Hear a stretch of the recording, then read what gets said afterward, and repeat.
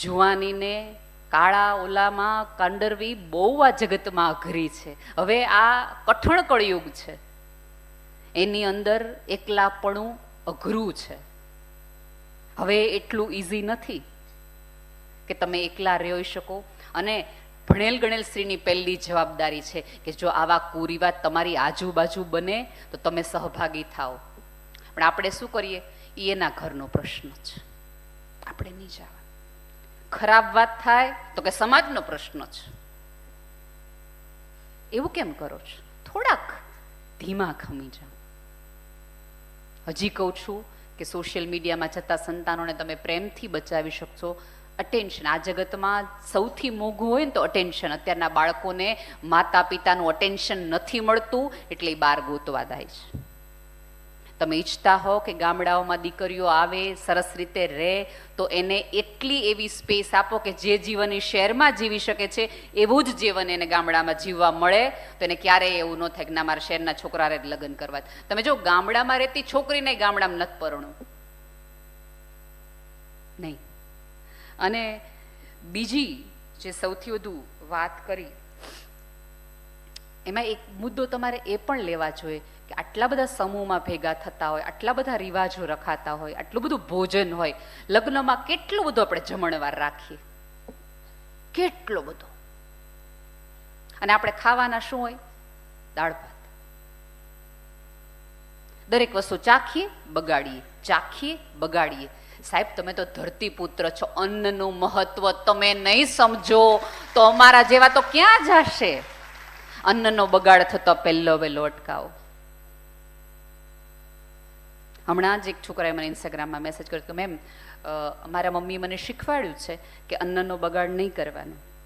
એટલે હવે હું પૂના ભણવા ગયો છું તો હું સરસ રીતે મારી થાળી ચોખ્ખી કરું ને તો બધા જ વ્યક્તિઓ મારા ઉપર હસે છે કે આ કેવો છોકરો છે, જો તો ખરા સિલી બોય, સ્ટાઇલ ના માળાય ને આમાં કાંઈ. એ કે શું કરવું નહીં સમજાતું નથી. એટલે મેં કીધું ત્યારે બેટા એ તમામ છોકરાઓને કહેજે કે મારા હાથમાં જ્યારે થાળી જમવાની પૂરી આવે છે ને તો મને સવારે 4 વાગે ઉઠીને મારી મમ્મીએ બનાવેલી ગરમ રોટલીની મહેનત દેખાય છે.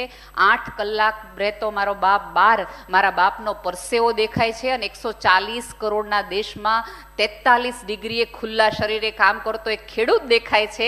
એના અન્નના માટે મારી જવાબદારીમાં આવે છે કે મારે બગડવા ન દઈએ. સાહેબ અન્ન પણ ન બગાડો અને મન પણ ન બગાડો. પહેરવેશની બેને વાત કરી, પણ તમે સરસ સાડી પહેરી માથે ઓઢીને લાંબા હાથ કરીને બાંધી શકો એ પણ એટલો જ અવિવેક છે. એના બદલે ઘણી બધી છોકરીઓ હતી હશે અહીંયા સરસ મજાના ડ્રેસ પહેરેલી, પોતાના મર્યાદામાં અને વિવેકપૂર્ણ વાતોની અંદર પોતાના સસરા, પોતાના કાકાજી માસાજીને સંભાળતી હોય તો એ ખોટું નથી. થોડુંક વિવેક, બોલવામાં થોડોક વિવેક રાખો. આપણને જો બાંધવાનો આટલો સમય મળી જતો હોય ને તો પ્રેમ કરવાનો મળતો જ હોય, પણ આપણે પસંદ બાંધવાનું કરતા હોઈએ. અહીંયા તમને બધાને ભેગા એટલા કરો કે તમે ભેગા હશો ને તો સમાજ ભેગો રહેશે. અહીંયા ઘણી બધી સ્ત્રીઓ આવી હશે, એણે આ વર્ષે જે સાડી પહેરી હશે એ બની શકે આવતા વર્ષે એની એ જ સાડી પહેરીને આવે. આપણે બધા ભેગા થઈને જમતી વખતે શું કહીએ ખબર છે? દર વખતે એકની એક થાળીમાં જ હોય.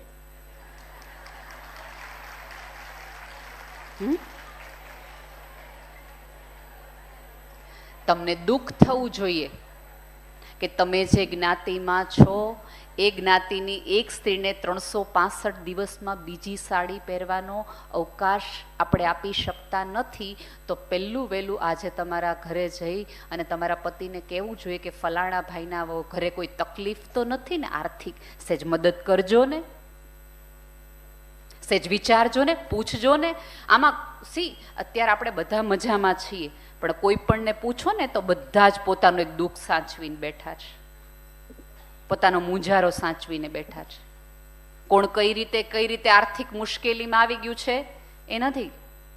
અને બીજું કે સંતાનોને છે ને જ્ઞાતિનું હોય કે દેશનું હોય એનું સ્વાભિમાન ટકાવતા શીખો. ખોટા અભિમાનોમાં ન પાડો કે પુષ્પા ઝૂકેગા નહીં, એવું નહીં.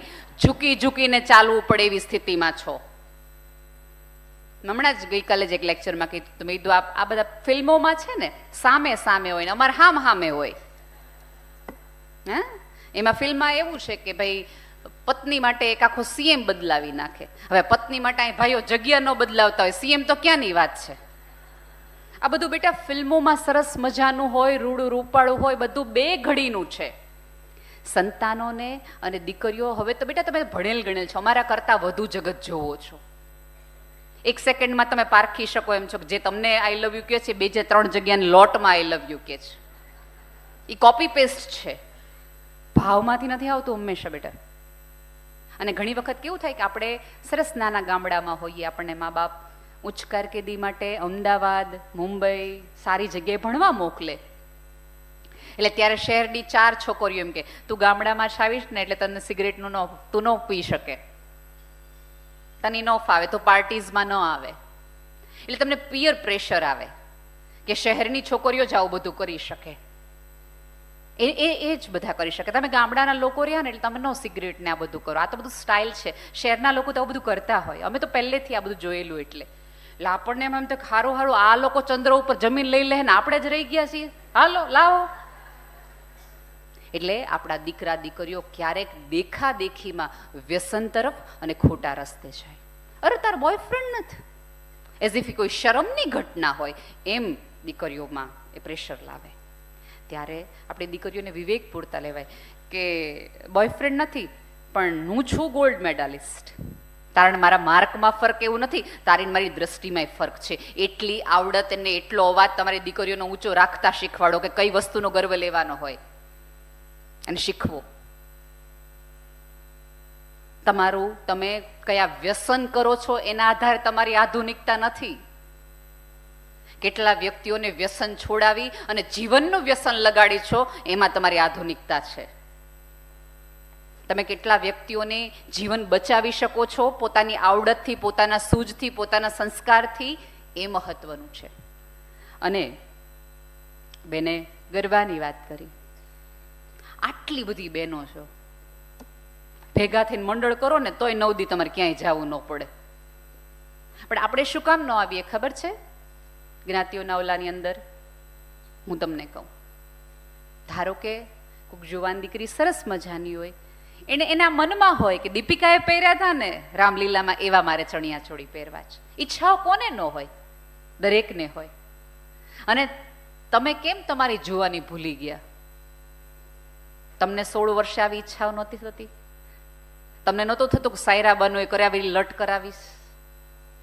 થતું હતું ને, સાધના કટ ઘણાએ કરાવી હશે, એ પછી દિવ્યા ભારતી આવી એ પ્રમાણેના વાળ કરાવ્યા હશે.